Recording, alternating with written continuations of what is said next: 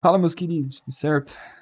Vamos lá para o segundo desafio, então. Essa semana vocês devem começar a aprender JavaScript e TypeScript. E aí, como desafio, vocês vão ter que resolver desafios nesse site aqui, no Code Wars, e criar uma cópia do jogo Thermo. Eu vou explicar cada um desses desafios agora. O primeiro, o Code Wars, ele é uma plataforma muito massa, que você consegue treinar suas habilidades em várias linguagens, tipo C, JavaScript, Python. O que eu quero que vocês façam a princípio é que vocês treinem JavaScript, e quando vocês estiverem dominando isso bem, vocês passem para o TypeScript. Basicamente, o TypeScript, ele tem tudo que o JavaScript tem, só que com alguns adicionais. Por exemplo, no JavaScript, você não consegue definir a tipagem das suas variáveis, né? Se é inteiro, se é char, se é booleano, e no TypeScript você consegue fazer isso, entre outras coisas. Pode parecer uma coisa não tão importante assim, mas na hora que você está desenvolvendo teu código, isso aqui faz muita diferença. Facilita muito a tua vida e principalmente te ajuda a encontrar erros. Então, basicamente, vocês vão criar a tua conta aqui. Inclusive, o pessoal que participa da Ocan, eles também fazem isso. Eles, inclusive, passaram isso aqui como um dos desafios, que a gente consegue até comparar como é que tá o nosso desempenho em relação aos outros. Mas, basicamente, você vai criar a tua conta aqui, você vai vir aqui, selecionar TypeScript, e aqui você pode escolher Fundamentals para você aprender o básico mesmo, e depois Rank Up, que é uns exercícios um pouco mais avançados, mas que vai ajudar bastante a treinar a tua parte lógica. E o legal é que depois que você faz o teu desafio, você consegue ver respostas de outras pessoas. Até mesmo aqui, supondo que você não sabe a resposta, você pode vir aqui e desbloquear a solução, entendeu? E aí você vê o que você poderia ter melhorado, como que você poderia ter feito isso aqui. Às vezes você faz uma solução que você leva, sei lá, 10, 12 linhas de código e tem um cara lá, gênio, que resolve o problema em uma linha. Sempre tem isso. Mas enfim, quero que vocês resolvam alguns exercícios aqui, tá? E depois me mandem. Mas me falem o que vocês resolveram, o que vocês conseguiram fazer, beleza? E agora a parte legal mesmo, que é o desafio de JavaScript. Eu pensei em passar para vocês fazerem TypeScript isso aqui também, só que eu acho que seria um pouquinho complicado no começo. Então, a princípio, para esse segundo desafio, vocês podem fazer só em JavaScript mesmo, que é criar um clone do jogo Thermo. Eu já tinha começado a resolver aqui, né? Isso aqui é por dia, então ele salvou a minha tentativa. Mas para quem não conhece, basicamente é um jogo de adivinhação, que você tem 6 tentativas para tentar adivinhar a palavra que tem 5 letras. Todo dia é sempre isso. Supondo que eu não sei qual que é a palavra, né? Mas caso a minha letra esteja na posição certa, então ela vai ficar em verde na hora que eu apertar Enter. Se a minha letra, ela existir na palavra, mas estiver na posição errada, ela vai ficar em amarelo. Então, esse O aqui na minha palavra, eu sei que ele vai estar aqui. Agora, esse A, ele pode estar em qualquer uma dessas casas. E no caso, o D e o I não existe na minha palavra. É um exercício bem legal para você treinar essa parte lógica do JavaScript, principalmente a interação com o DOM, né? Com o HTML em si. Vamos lá, vamos começar a fazer. Como é que a gente pode clonar isso? Só lembrando que eu coloquei também no meu Git uma versão que eu fiz quando eu estava aprendendo também, então se vocês quiserem alguma referência ou ficarem com um pouco de dificuldade, vocês podem usar. Só que aqui eu fui um pouco mais além, eu já coloquei algumas animaçõezinhas, eu fiz... Aqui eu também coloquei um switch, se você quiser que o teu site fique claro ou escuro. Inclusive eu fiz um negócio para poder funcionar em dispositivo mobile também. Claro que vocês não precisam disso tudo. O que eu quero que vocês façam aqui é o HTML e o CSS básico, né? Pelo menos a estilização aqui para poder mudar de cor, mostrar as letras. E a parte lógica de validar se a palavra está certa ou não, quais letras estão certas e por assim vai. Então, para começar, vamos criar uma nova pasta aqui, apertar com o botão direito, abrir com Code, ou caso vocês não tenham esse menu interativo, vocês podem vir aqui em File, abrir pasta, Open Folder, né, e você seleciona a pasta que você quer abrir teu projeto. Então, para começar, a gente vai precisar de 3 arquivos iniciais, o index.html, o style.css e o script.js. Basicamente, esses são os 3 arquivos principais que a gente vai usar para fazer o nosso clone. Aqui vai ficar a estrutura, aqui vai ficar a estilização e aqui vai ficar toda a parte lógica de validação que a gente vai ter que fazer. Vamos começar criando a estrutura básica aqui da HTML, colocar aqui PTBR, colocar aqui Wordle e já vou dar um Go Live aqui para poder ver o site como ele vai ficar. Eu vou deixar o jogo original aqui de lado para a gente poder sempre ir usando como referência. O que ele tem aqui? Vocês não vão precisar fazer esse teclado aqui, esse menu de configurações, nada disso. A única coisa que eu quero mesmo é essa parte principal aqui. Então o que a gente vai colocar? Primeiro tem esse título aqui, né? A gente pode usar um H1 mesmo para ele. Vamos escrever aqui, ó, Thermo. E vamos dar uma classe para isso aqui. Vamos chamar isso aqui de Title. Beleza, esse aqui vai ser o nosso título. Isso aqui a gente vai considerar a área principal da nossa página, então vamos criar uma div para isso aqui. A gente pode inclusive usar a tag semântica do HTML, o main, que aí a gente já está dizendo para o nosso site que essa aqui é a parte principal, né? O conteúdo principal vai estar aqui dentro. A gente vai considerar que essa palavra aqui vai ser um formulário, e cada item desse aqui vai ser um input, porque a gente precisa tratar cada letra separadamente para a gente poder fazer a validação depois. A gente não pode só escrever a palavra inteira aqui. Então vamos usar aqui um form, tá? Pode só colocar assim mesmo, e vamos colocar um input aqui dentro. Esse input ele vai ser do tipo texto, porque realmente é um texto que a gente vai inserir aqui, né? E eu vou colocar um comprimento máximo igual a 1, porque o máximo que pode ter aqui é uma letra, não mais que isso. Como todas as palavras vão ter no máximo 5 letras, então eu vou duplicar 5 vezes, apertando Alt, Shift e tecla para baixo 5 vezes. 1, 2, 3, 4. No caso, né? E 5 letras. Então a nossa palavra vai ter aqui 5 espaços para uma palavra. E aí depois a gente vai ter, como vão ser 6 tentativas, a gente só teria que duplicar isso aqui 6 vezes. Só que como a gente vai ter que mudar outras coisas aqui, então primeiro vamos alterar esses campos e depois a gente só duplica uma vez, né? Vamos começar a estilizar isso aqui já para ficar mais ou menos como a gente quer. Cada input desse aqui, eu vou dar uma classe também, eu vou chamar isso aqui de letter. E esse nosso formulário aqui, ele vai ser a nossa palavra, né? Então, cada formulário desse aqui, que vai ser tudo isso, vai ser uma palavra, e cada campo desse aqui vai ser uma letra que a gente vai ter que validar depois, certo? Aí o que vocês podem fazer, para vocês toda vez não ter que ficar aqui dando Ctrl C, Ctrl V em cada uma dessas linhas, vocês podem só fazer o seguinte, ó. Você pode apertar Ctrl Shift Alt e seta para baixo, você editar mais de uma linha, e aí você digita o que você quiser aqui, né? No caso, eu só copiei e colo aqui. Bem mais prático. Vamos para a parte da estilização agora. Por padrão, como é um novo projeto, eu já vou fazer aquelas definições padrões, o que o GitHub Copilot já pegou aqui para mim, que é margem 0, padding 0 e box size e border box. Tem que fazer a relação aqui do meu arquivo de estilização também, né? Aí, beleza, ele já pegou. Aí ele já removeu tudo de borda e padding que tinha aqui antes. O meu título, que é o meu textinho de termo, eu vou colocar que ele vai ter um alinhamento central. A fonte dele, eu vou colocar um peso um pouco maior, vou colocar um 700 para ele ficar mais gordinho. Só que aqui não tá pegando porque a gente não tá usando nenhuma fonte específica, né? Então vamos importar. Vamos lá no Google Fontes. Google Fontes, vou pegar Poppins. Aqui. Remover tudo isso e vou pegar aqui a Poppins. Pronto, depois de ter selecionado as fontes que você quer, você só vem aqui e cola lá no teu HTML. Vem aqui, pode copiar, colar aqui embaixo, beleza? E aí pra gente usar essa fonte por padrão em todo o projeto, a gente pode colocar direto dentro do corpo. Bora, copia aqui. Pronto, agora a nossa fonte já tá alterada. Agora o peso que eu tinha colocado na fonte já deve pegar, ó, 700 pra ficar gordinho. A gente também pode colocar uma margem aqui pra ele não ficar tão colado. Então eu vou colocar aqui um margem. Vou colocar 2 rain na vertical e 0 na horizontal. E aí ele vai dar esse espaçamentozinho aqui ao redor, né, na vertical, mas na horizontal tem 0. Pra ficar um pouco melhor de ver, a gente pode colocar um background aqui, que aí dá pra ver, ó, sem a margem e com a margem. Beleza. Vamos estilizar agora o nosso campo, onde vai ficar as letras. Como ele tá descentralizado aqui, né, então vamos pegar essa tag main e vamos centralizar ela. Como ela é uma tag própria, não precisa de ponto, vou colocar um display flag. É exatamente isso que eu quero fazer. Então, tô centralizando tanto na vertical quanto na horizontal. Tô dizendo que ele vai ficar disposto em coluna, né? Porque aí se eu quiser adicionar mais de um elemento aqui, ó, ele já vai ficar embaixo, ele não vai aparecer do lado, né? Agora para nossa palavra, vamos lá. .word, que vai ser todo esse formulário aqui ao redor, né? Eu quero também que ele tenha um display flex. A direção dele vai ser linha, né? Row, porque eles vão ficar alinhados horizontalmente. Também quero alinhar esse conteúdo no centro. Item center. Aqui, como eu também quero que tenha um espaçamento das palavras, eu vou colocar um gap, que o gap ele vai fazer justamente isso de colocar um espaçamento interno entre os itens do nosso display flex, né? Aí já vai deixar um espaçamentozinho entre as letras da palavra. E aí, seguindo essa mesma lógica, a gente pode inclusive colocar um espaçamento aqui também, ó.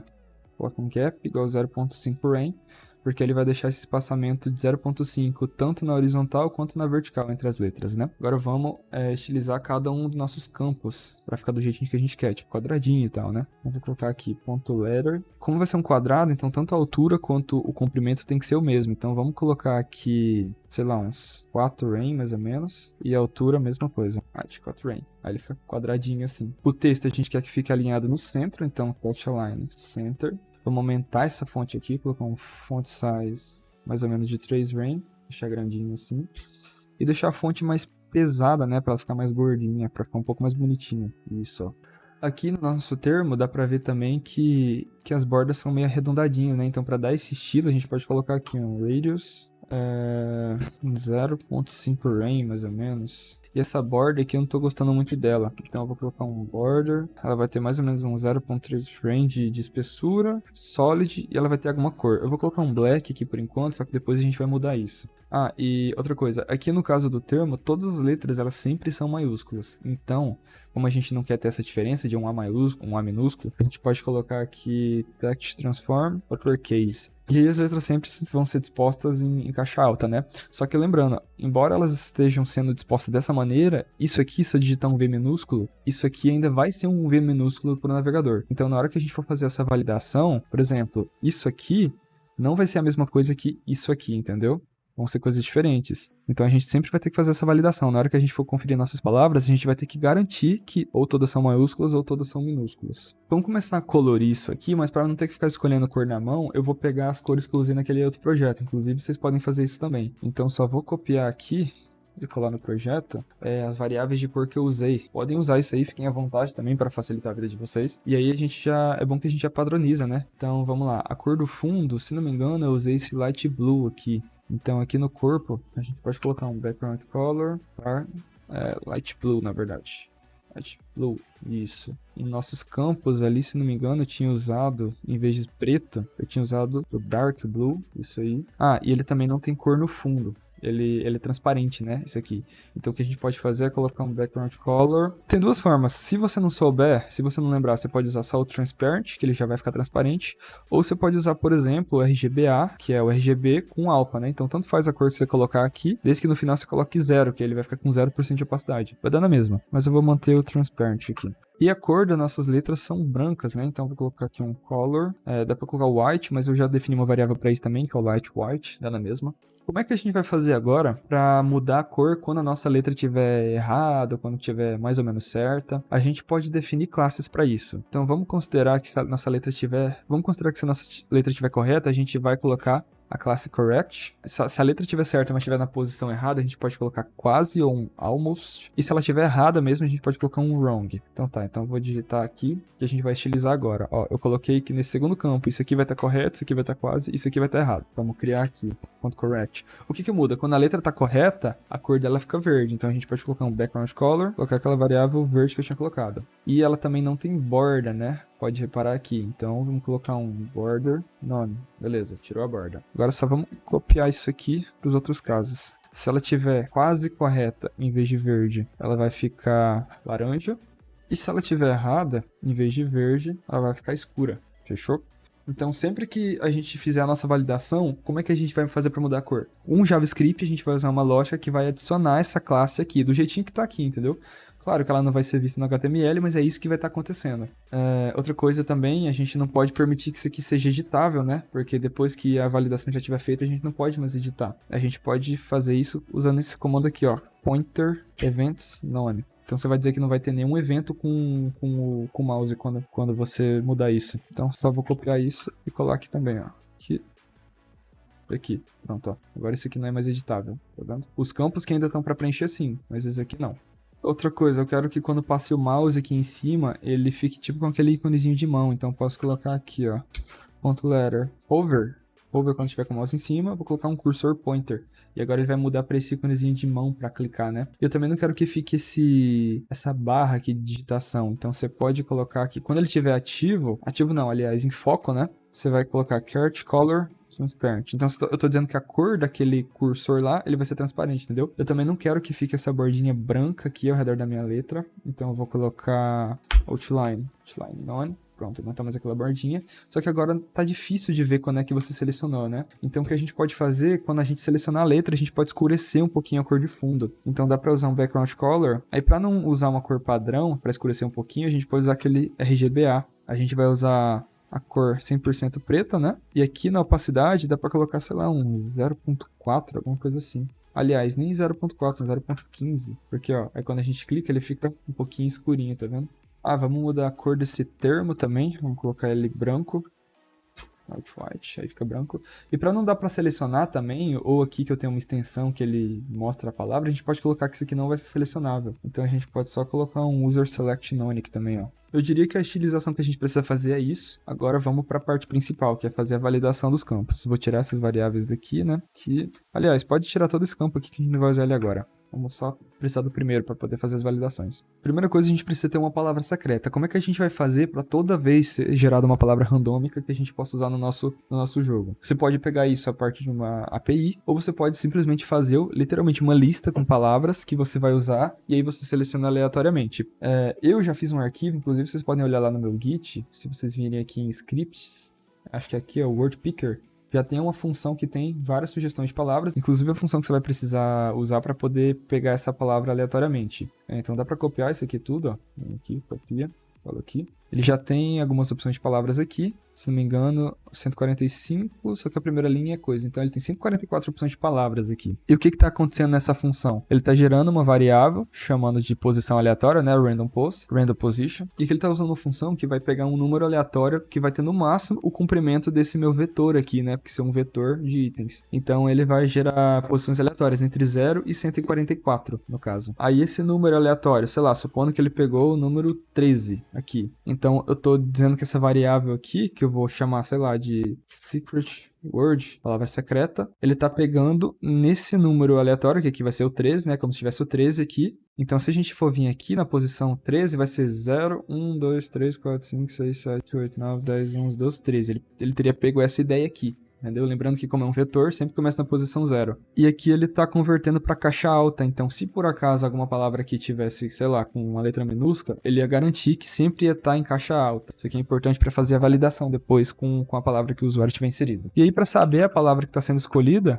ele só está printando ela aqui, né? Então, para a gente testar se isso aqui está funcionando, a gente já pode inserir isso aqui no código. Primeiro, a gente precisa inserir esse script lá no nosso HTML, né? Então, aqui embaixo dá para colocar script source. Aí, Ctrl espaço script.js, e para não ter problemas com a leitura dos arquivos, você pode colocar esse parâmetro aqui, ó, defer. Agora, se eu der um F12 aqui no meu navegador para ver o console e vir aqui, ó, eu estou definindo essa função aqui, então eu quero que toda vez que começa o meu arquivo, eu vou chamar essa função. Porque aqui eu só estou definindo ela, mas eu não estou chamando em nenhum lugar, então eu só vou chamar ela aqui. Então toda vez que começar o meu arquivo, essa função vai ser chamada. Eu dou um Ctrl S, ó. Tá vendo? Toda vez que eu recarregar a página, ó, ele vai selecionar uma palavra aleatória e tá printando ela aqui no meu terminal. Tá vendo? Do jeito que eu fiz aqui, eu tinha considerado que eu já tinha definido essa variável em algum outro lugar. Então eu vou fazer o seguinte, eu vou colocar esse let secret word. Então eu só estou definindo essa variável vazia aqui. Em vez de fazer atribuição, eu posso colocar um return aqui, ó. Ele vai me retornar essa palavra aqui. Então, toda vez que eu chamar essa função, ele vai me retornar a palavra aleatória. Então, eu posso só fazer a minha atribuição aqui, ó. Então, agora eu já estou dizendo que a minha variável secret word está pegando o que está sendo retornado dessa função aqui. Aí, se eu quiser printar de novo, eu só posso printar secret word. E aí, tá fazendo a mesma coisa que estava fazendo antes, basicamente. Beleza, agora que a gente já tem a nossa palavra aleatória, vamos começar a relacionar isso aqui com os elementos do nosso código HTML, né? Primeiro, a gente precisa fazer a referência a todas as palavras que tiverem no nosso documento. E como é que a gente faz isso? A gente pode criar uma variável qualquer, vou chamar de palavras mesmo, words, e vou dizer que isso aqui é igual a document.getElement, dá um Ctrl espaço para ver as sugestões aqui. Eu quero pegar mais de um elemento, eu quero pegar todos os elementos que tenham uma classe específica. Então eu vou usar esse método aqui, getElements by class name. E aqui como argumento eu vou colocar o nome da minha classe, que é o word, que é exatamente o nome que eu tinha dado aqui. Então todos os elementos que tiverem essa classe aqui vão estar dentro dessa minha variável aqui. Como nesse caso eu só tenho um, se eu desse um console.log aqui, essa minha variável, words, ele só ia mostrar um item. Ele só ia mostrar um item, que é o que tem aqui. Mas se por acaso eu tivesse 2 ou 3 palavras, que nem aqui, ó, ele já ia aumentar, entendeu? Ele ia pegar cada uma das palavras que tem aqui, entendeu? Vou deixar duplicado ainda pra gente poder usar. É interessante você poder ter essa atribuição da palavra, porque eu tendo todo esse conjunto aqui, eu consigo agora selecionar cada um desses elementos aqui individualmente via código. Ó, se eu for vir aqui, ele me mostra exatamente o que eu tinha feito com código lá no meu arquivo HTML. Ele mostra tudo que eu tinha feito, ó, cada um dos meus elementos individualmente. Primeiro de tudo, a gente precisa fazer uma validação. Quando é que a palavra vai ser enviada? Porque se eu digitar aqui qualquer palavra, apertar Enter, qualquer coisa, não está sendo enviado ainda. Eu quero que esse formulário seja enviado quando eu apertar a tecla Enter. Então eu posso criar uma função aqui, uma function. Eu vou chamar ela de input key test. E aqui dentro eu vou colocar todos os meus comandos de validação. Por enquanto eu vou só colocar um console.log falando entrou. Porque primeiro a gente precisa ter uma forma de entrar nessa função aqui. Por que eu dei esse nome? Input key test. Porque realmente essa função vai fazer a validação. Ele vai testar a tecla de entrada que você colocou, entendeu? E quando é que ela vai ser chamada? Aqui no nosso HTML, dentro dos nossos inputs, a gente pode colocar um outro parâmetro aqui que vai ser onKeyDown.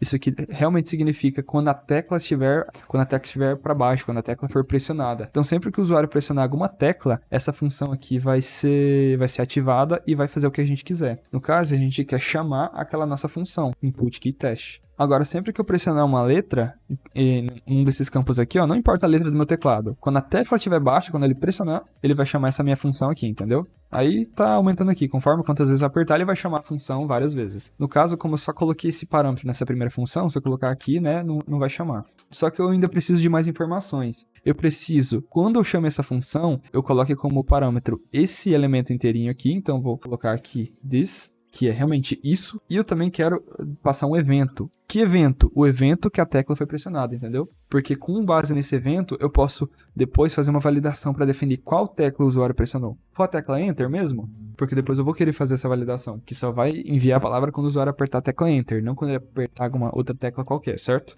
E aí, como eu estou passando esses dois parâmetros aqui, eu também preciso fazer a definição deles aqui. O this é aquele elemento específico. Então, eu vou chamar ele de current, né, que é o atual. E evento eu vou chamar de event mesmo. Então, se aqui dentro do meu console log eu colocar o meu current, dar um Ctrl S e usar, ó.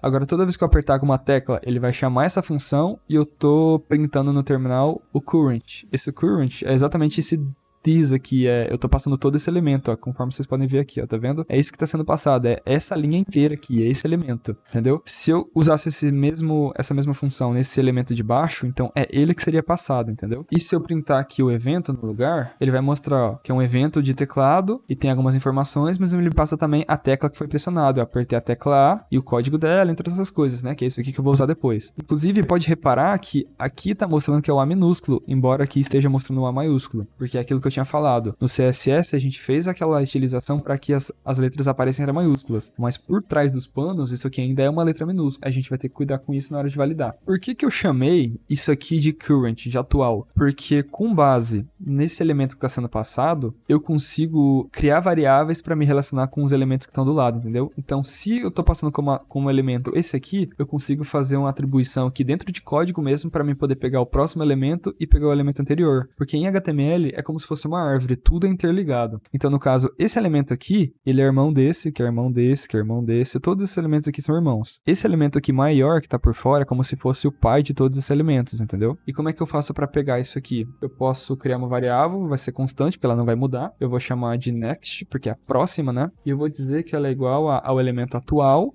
ponto, next element sibling. Basicamente essa função ela está dizendo que eu vou pegar o próximo elemento irmão desse meu elemento aqui. Então, por exemplo, vamos lá, eu vou dar um console log isso aqui para ficar mais fácil de ver. Console log next. Ó, eu vou primeiro preencher esse elemento aqui e ele vai printar o próximo elemento depois dele. Então, quando eu clicar, ó, ele passou para mim o próximo elemento irmão dele, que é o que vem depois. Da mesma forma que eu posso pegar o que vem depois, eu posso pegar também o anterior, previews. E em vez de next, aqui também vai ser previews. Só que qual que é a diferença? Se eu vim aqui, ó, apertar um A, ele retornou nulo. Por que que ele retornou nulo? Porque antes dele não existe nenhum elemento irmão. Se você vir aqui na error aqui, ó, antes dele não tem nada aqui pra cima. Antes dele já é o próprio prime, entendeu? Então não tem um elemento irmão. Então você só tem que tomar cuidado com esse tipo de coisa. A mesma coisa que se eu viesse aqui no último e tentasse selecionar o próximo dele, também daria nulo. Então é uma série de validações que a gente precisa fazer aqui no nosso código para garantir que nunca vai ter nada errado. Nunca vai estar brincando com elementos nulos ou coisa assim, porque pode dar algum tipo de erro, entendeu?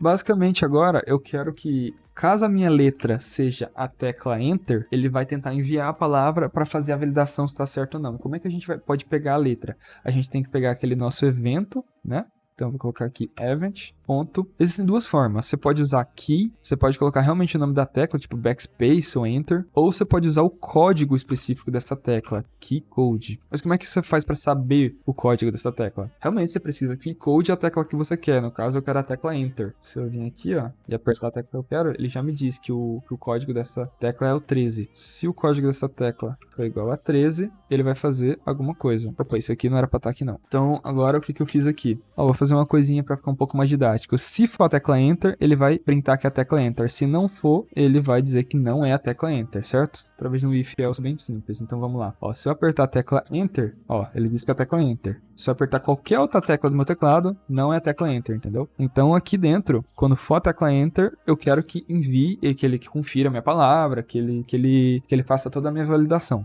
A princípio a gente vai fazer isso, mas depois a gente pode fazer outras coisas, como por exemplo a tecla de apagar. Se você reparar no termo original, conforme você preenche a letra, ó, ele já avança automaticamente para o próximo campo. Isso aqui é uma coisa que você tem que fazer manualmente. no nosso código não está sendo feito dessa forma. Você tem que vir e clicar em cada um deles. A mesma coisa acontece quando você apaga. Então você poderia muito bem colocar um evento aqui que quando for a tecla de apagar, quando o usuário aperta para apagar, ele já volta automaticamente para o último campo, entende? Esse tipo de coisa que você pode fazer tudo via código. Mas vamos lá. Vamos fazer a validação de quando o usuário apertar Enter, a palavra vai ser validada. A gente pode criar uma outra função para isso também, eu vou chamar de Submit Word, que realmente é enviar palavra, e vou definir essa função aqui embaixo, em outro lugar. Então, function Submit Word, a gente precisa, como argumento, passar a palavra que o usuário inseriu, né? Então, o argumento dela vai ser Word mesmo. E aqui a gente também vai passar a palavra. Só que como a gente está passando como parâmetro para essa função os itens individuais, então não importa o item, a gente pode só passar o pai dele, né? Que na lógica, o pai dele vai ser a palavra inteira, certo? Então você pode colocar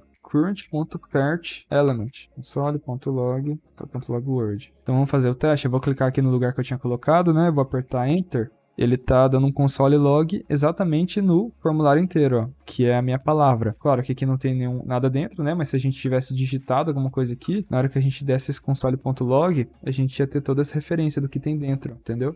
Como a gente quer que essa função aqui, OnKeyDAO, faça parte de tudo, já vou colocar ela aqui, inclusive, Ctrl Alt Shift, editar mais de uma linha, né? Beleza? Agora se eu apertar Enter em qualquer um desses elementos, ele vai fazer a validação, né? Porque antes, como a gente só tinha colocado no primeiro, não estava pegando nos outros. E vou apagar esse aqui de baixo, que a gente não vai usar isso aqui a princípio. Agora vamos fazer a validação da nossa palavra, vamos lá. Primeiro de tudo, a gente precisa conferir se a nossa palavra ela foi totalmente preenchida, né? Se o usuário tiver preenchido, por exemplo, assim, não pode ser validado. Então a gente pode criar uma variável aqui, vamos chamá-la de isWordComplete, e ela vai ser uma variável booleana, ou seja, ela só pode ser verdadeiro ou falso. Ela vai percorrer cada um desses itens aqui, verificar se foi preenchido, e se tudo estiver preenchido, ele vai retornar que a nossa palavra está completa. E aí a gente pode prosseguir com a nossa validação, beleza? E como é que a gente faz para percorrer um vetor de elementos, basicamente, né?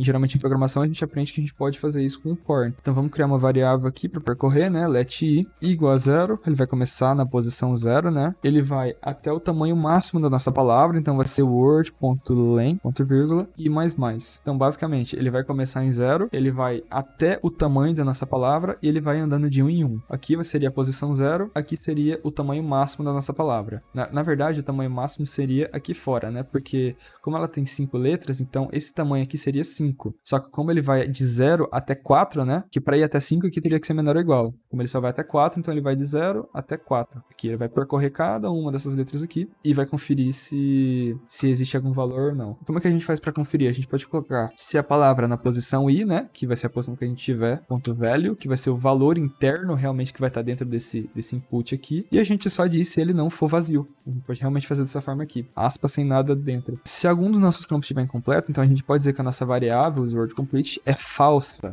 Porque a partir do momento que qualquer um desses campos aqui estiver vazio, a palavra já não está mais completa e a gente não pode prosseguir. Então, beleza. Depois que já tiver feito essa validação, a gente pode fazer um outro if aqui e vamos colocar. Se a palavra estiver completa, ele vai fazer a validação. Se ela não estiver completa, a gente pode colocar um alerta dizendo aqui, ó. Alert. A palavra deve conter 5 letras. Vamos conferir? Então vamos lá, ó. Eu vou preencher tudo, vou dar um Enter. Ó, não vai acontecer nada porque realmente eu não coloquei nada aqui dentro. Mas se a minha palavra não estiver completa e der um Enter, ó, ele vai dizer que a minha palavra deve conter 5 letras. Beleza? E como é que eu vou validar minha palavra? Para evitar colocar muito código, a gente pode criar uma outra função aqui. Vou chamar de checkWord e vou passar realmente o formulário, né? Todo esse campo aqui como parâmetro para ela também. Então, vou definir ela aqui embaixo, function checkWord, o parâmetro dela é a palavra, e aqui dentro eu posso fazer a minha validação, se a minha palavra está completa ou não. A lógica que a gente vai usar aqui pode ser bem parecida com a lógica que a gente usou nessa aqui de cima, tá? A gente pode criar uma variável, né? Vamos dizer isWordCorrect, vamos dizer que é verdadeiro. Essa variável, ela vai definir se a nossa palavra está correta ou não. A gente, a princípio, vai definir que a nossa palavra está correta, e a partir do momento que qualquer uma dessas letras não for de acordo com a letra original, a gente vai dizer que a nossa palavra já não tá mais correta, entendeu? E aí o usuário teria que ir para a próxima tentativa. E vamos percorrer cada um desses campos da mesma forma que a gente fez antes. Então vamos criar uma variável i for i igual a 0, ponto vírgula, i menor que o word.length, ponto vírgula, e mais. Pronto, a mesma coisa que eu fiz aqui em cima, né? E vamos percorrer. Beleza. Como é que a gente vai fazer essa comparação? A gente vai ter que comparar realmente letra por letra que a gente preencher aqui, tipo, se o usuário escrever sabão, por exemplo, a gente vai ter que comparar S é igual a J, A é igual a U, B é igual a S, entendeu? Para ver se realmente vai estar de acordo com a palavra inserida. Você poderia comparar direto a palavra sabão com a palavra justo? Sim, o JavaScript te permite fazer isso. Só que nesse caso, o jogo termo, ele tem essa particularidade que a gente precisa definir se cada letra ela tá certa, se tá na posição certa ou não. Então, por isso a gente vai ter que fazer individualmente para cada letra isso aqui, entendeu? Então a gente pode colocar uma condição aqui. Se a nossa palavra, na posição que a gente tiver, o valor dela for igual a nossa palavra secreta nessa mesma posição, ou seja, eu estou com a palavra coisa aqui. Então, supondo que o meu i comece em 0, ele vai dizer, o C é igual ao C daqui? Ele vai entrar nesse if. Depois o meu i ele vai avançar em 1, então o i é igual a 1. O meu o é igual ao o? E assim vai, entendeu? Aí o que a gente pode fazer aqui é adicionar justamente aquela classe dizendo que a letra tá certa. Como que a gente faz isso? A gente pode vir aqui na nossa letra, word na posição i.classList.add e adiciona a classe que a gente quer, que no caso é a classe correct. Vamos fazer um teste? Vamos testar com uma palavra aqui? Vamos lá, tá com a palavra saber aqui. Eu vou colocar, sei lá, lazer. E vou apertar Enter pra ver. Tô apertando Enter e não tá acontecendo nada. Por quê? Lembra que eu tinha falado aquilo lá sobre letras minúsculas e maiúsculas? É exatamente o que está acontecendo. Eu digitei aqui no meu teclado lazer, mas no fundo isso aqui tá minúsculo. Se eu der um console log aqui na palavra e der um Enter, ó, você pode ver que é 5 vezes a letra A, entendeu? Porque as minhas letras são minúsculas.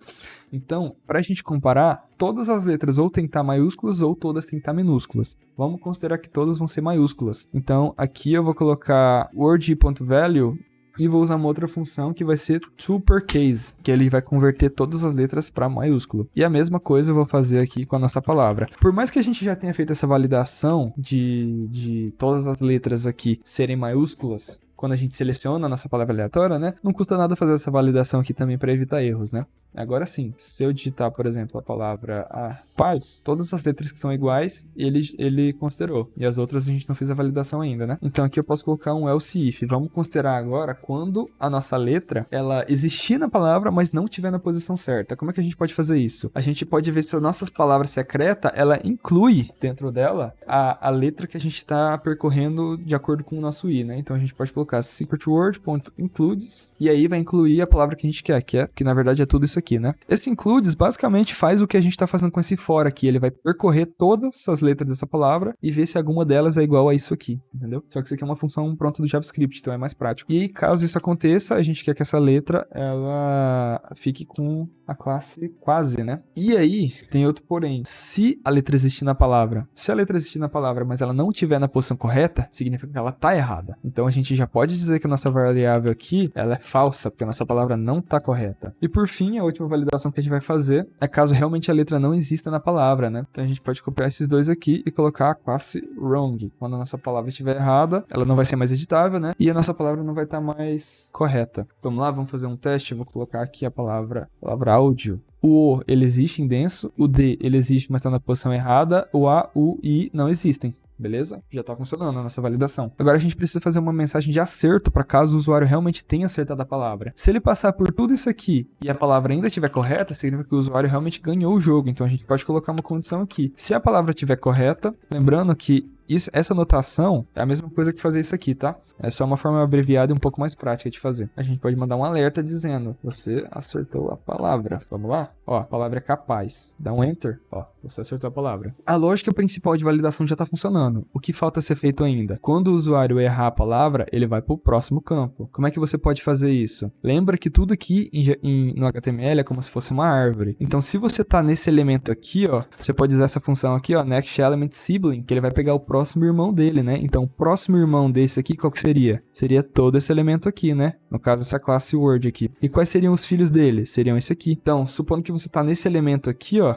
você pode pegar o irmão dele e aí você vai pegar o primeiro filho. Como é que faz isso? No meu código lá de referência tem isso, ou você pode muito bem pesquisar na internet, porque realmente você nunca vai lembrar de cabeça isso aqui.